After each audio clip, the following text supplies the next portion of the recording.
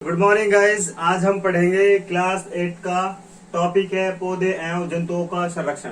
तो आज हम पढ़ने वाले हैं पौधे और जंतु हमारे जीवन में कैसे लाभकारी हैं और हमारे एनवायरनमेंट की किस तरह हेल्प करते हैं पौधे और जंतु। तो जो सबसे पहला पॉइंट है इस चैप्टर में वो है पहला पॉइंट वनोन्मूलन एवं इसके कारण। तो वनोन्मूलन क्या होता है, सबसे पहले हम इसको जानते हैं। वनों की कटाई कर वन भूमि का अन्य कार्यों में उपयोग करना वनोन्मूलन कहलाता है।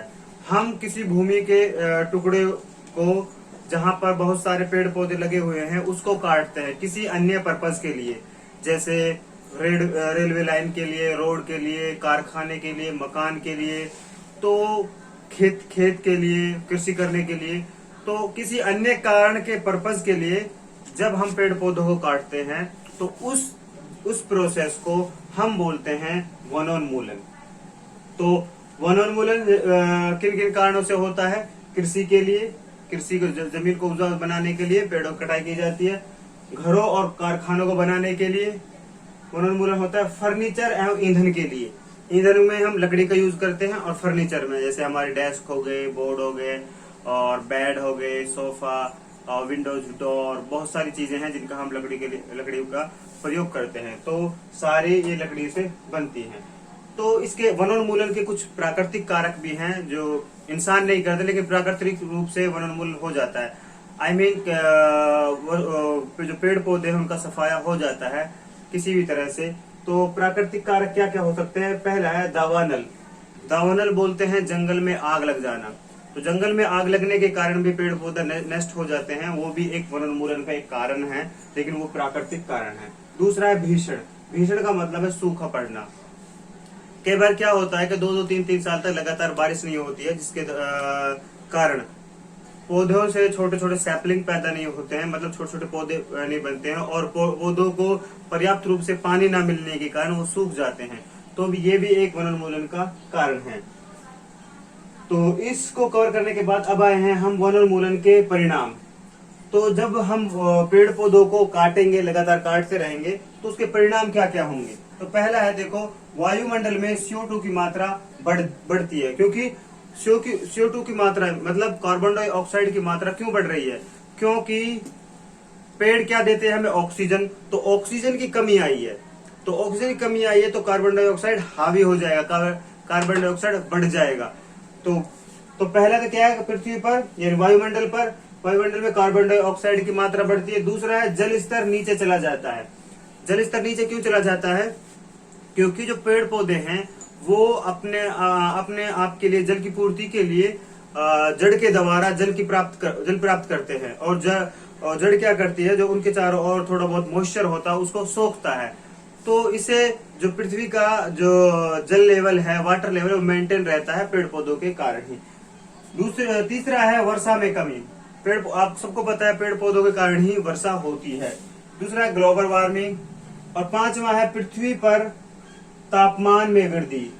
तो ये जाहिर सी बात है, देखो, अगर CO2 बढ़ रहा है तापमान बढ़ेगा, वर्षा भी नहीं हो रही है, जल स्तर भी नीचे जा रहा है, CO2 बढ़ रहा है और तापमान भी बढ़ रहा है। किन के कारण? जब हम पेड़ पौधों को काटते हैं। और लास्ट पॉइंट है वृक्ष मृदा अपरदन को रोकते हैं। जो पेड़ पौधे हैं मृदा अपरदन को रोकते हैं। तो मृदा अपरदन क्या होता है? मिट्टी का कटाव, मिट्टी का बह जाना 2-3 कारणों से होता है। एक तो है जैसे हवा के कारण मिट्टी उड़कर कहीं एक स्थान से दूसरे स्थान चली गई। दूसरे है पानी के कारण हो गई। तीसरा है पशुओं के कारण हो गई, जो पशुओं के पैरों में, खुर में लगकर इधर उधर चली जाती है। तो मृदा अपरदन को वृक्ष क्या करते हैं? रोकते हैं। और जब मृदा अपरदन को नहीं रोकेंगे तो क्या होगा? देखो, मृदा अपरदन होगी, अगर वृक्ष काटेंगे तो मृदा अपरदन होगा। तो जो पृथ्वी की जो फर्स्ट लेयर होती है उसके अंदर होता है मॉइस्चर, और मॉइस्चर में होता है उपजाऊ।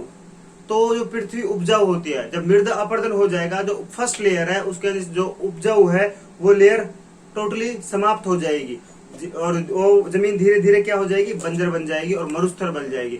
इसी को हम मरुस्थलीकरण बोलते हैं। जब मृदा अपरदन हो जाती है, उपजाऊ मिट्टी कहीं और चली जाती है और धीरे धीरे वो एक बंजर जमीन यानी कि मरुस्थल बन जाती है, इसी को हम मरुस्थलीकरण बोलते हैं। अगला पॉइंट है हमारा जीवमंडल क्या क्या होता है। सिंपल बात है, जहां भी जीव जंतु रहते हैं उनको हम बोलते हैं जीवमंडल। डेफिनेशन ही पढ़ लेते हैं।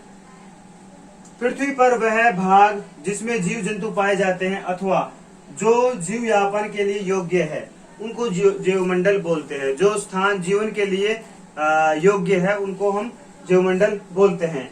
तो जीवमंडल हमारे पास 3 प्रकार के होते हैं।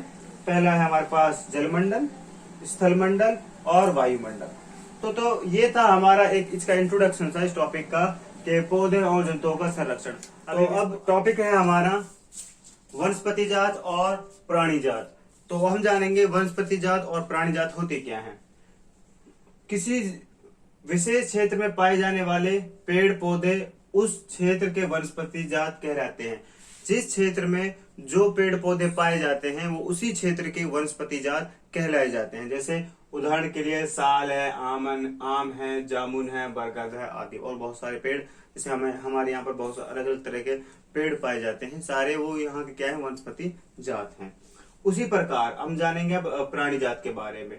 इसी प्रकार किसी विशेष क्षेत्र में पाए जाने वाले जीव जंतु उस क्षेत्र के प्राणी जात होते हैं। जैसे हिरण, तेंदुआ, कुत्ता आदि, जहां पर वो मुख्य रूप से पाए जाते हैं वहीं के वो प्राणी जात कहलाते हैं। इसके बाद हम जानेंगे कि प्रजाति क्या होती है। तो प्रजाति आप सब समझते हो, प्रजाति को इंग्लिश में स्पीसीज बोलते हैं।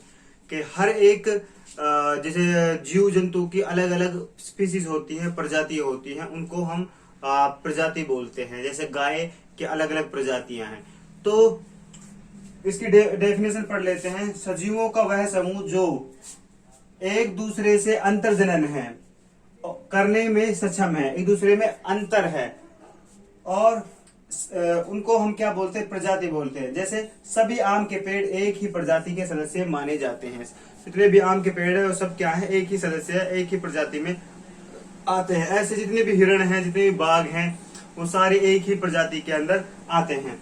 तो उसको बोलते हैं हम प्रजाति क्या होती है। तो नेक्स्ट टॉपिक है हमारा रेड डेटा पुस्तक। रेड डेटा पुस्तक क्या होती है। इसके अंदर जो लुप्त हो गए जीव, ये लुप्त होने वाले जीव हैं, उनमें इस पुस्तक में उनका सबका रिकॉर्ड रखा जाता है। और इसमें उन सबका रिकॉर्ड रखा जाता है और समय समय पर इस बुक के रिकॉर्ड को चेक किया जाता है और इन जीवों को भी की इंफॉर्मेशन ली जाती है कि इनमें कितने जीव लुप्त हुए हैं और आने वाले समय में कौन कौन से लुप्त होने वाले हैं। तो ये होती है red data book. Red data book जो UIUC यानी international union for conservation of nature, ये इस रेड डेटा बुक की इन्वेस्टिगेशन करते हैं। दूसरा है प्रवासी पक्षी। प्रवासी पक्षी क्या होते हैं कि बहुत सारे पक्षी ऐसे होते हैं जो हर मौसम में अपना स्थान चेंज करते हैं और इस ऐसे पक्षियों का ज्यादातर समय यात्रा में ही जाता है और सफर में ही जाता है। वो एक स्थान से दूसरे स्थान पर ही जाते हैं।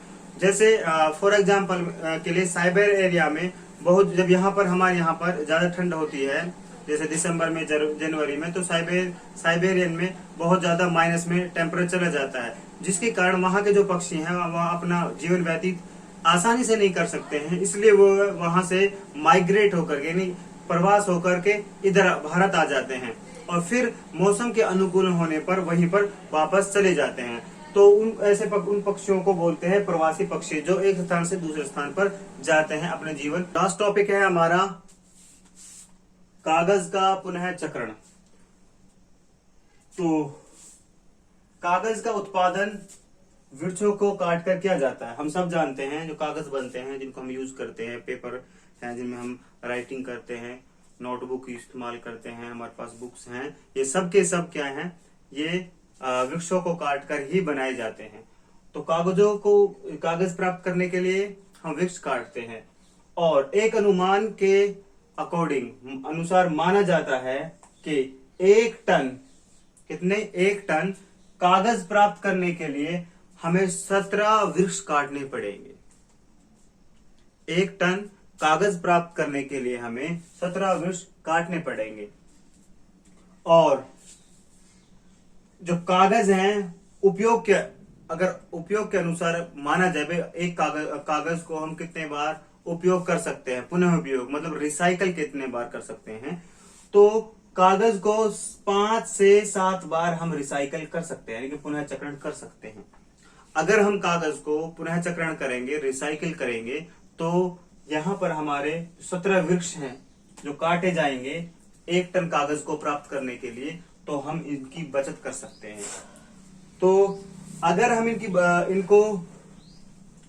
इनका पुनः चक्रण करेंगे यानी कि रिसाइकिल करेंगे, तो क्या होगा, वृक्ष बचेंगे, कार्बन डाइऑक्साइड की मात्रा घटेगी, ज्यादा बढ़ेगी नहीं, और मृदा अपरदन कम होगा, और क्या होगा, पृथ्वी का जो वाटर लेवल है वो ठीक रहेगा, और एनवायरमेंट ठीक रहेगा, पृथ्वी पर टेम्परेचर ज्यादा नहीं होगा, क्योंकि वृक्ष और जीव जंतु जो भी जितनी भी नेचुरल चीजें हैं वो हमारे जीवन के लिए बहुत ही महत्वपूर्ण है। लेकिन अगर हम उनका एक लिमिट से ज्यादा यूज करते हैं तो ये हमारे लिए हानिकारक हो सकते हैं। तो उसके बाद हमारा जो लास्ट टॉपिक है, ये हमारा लास्ट टॉपिक है, तो इसके बाद है पुनर्रोपण। पुनर्रोपण क्या होता है कि जब हम जो पुराने पेड़ पौधे हैं हमारे पास उनको काट देते हैं, तो उनकी जगह यानी कि उनकी जगह जब नए पेड़ पौधे लगाते हैं उनकी पूर्ति के लिए, तो उसको पुनर्रोपण कहा जाता है। ये लगाने बहुत ही जरूरी हैं, क्योंकि इनको नहीं लगाएंगे तो पौधे नहीं होंगे तो ग्लोबल वार्मिंग बढ़ेगा, और अन्य तरह की जैसे चीजें मैंने बताई थी, कार्बन डाइऑक्साइड, टेम्परेचर, मृदा अपरदन आदि सारी चीजें बढ़ेंगी। तो अगर हम पुनर्रोपण करेंगे, नए पेड़ पौधे लगाएंगे, तो वो कुछ दिन बाद बड़े हो जाएंगे, तो वो इनका काम करने लगेंगे, तो हमें ऑक्सीजन भी प्रोवाइड करने लगेंगे। तो आज का ये था हमारा एक सेशन जो आज हमने कवर कर लिया है, जिसका नाम था पौधे एवं जंतुओं का संरक्षण। आई होप सबको समझ में आ गया होगा। अगर किसी को समझ में नहीं आया है तो वो कमेंट बॉक्स में लिख सकता है, कोई भी टॉपिक, कोई भी जैसे पॉइंट समझ में नहीं आया तो आई विल एक्सप्लेन देन।